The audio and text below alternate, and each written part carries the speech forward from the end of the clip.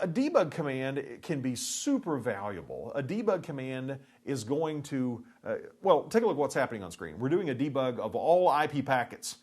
Not something I would recommend that you do on a production network. It will probably bring your router to its knees if you do that. But here I'm guessing we're in a lab environment. There's almost no traffic other than this ping traffic that we're issuing right here. And it's going to give us detailed information about the traffic, the IP packets going through our network. We see source IP address information. We see destination IP address information. We see that it was handled by the FIB, the forwarding information base. So we know that CEF, Cisco Express Forwarding, is being used. But generally, we're not going to do a debug IP packet. We're going to use context-sensitive help. It's going to guide us to give an appropriate debug command. We might say debug IP question mark. We want to be as specific as possible. We want to look at just the information that we're interested in.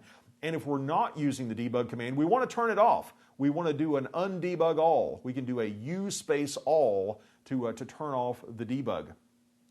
Because the packets that are being debugged, they're actually being handled by the router's processor. Remember our discussion about process switching, raising the CPU utilization on our router?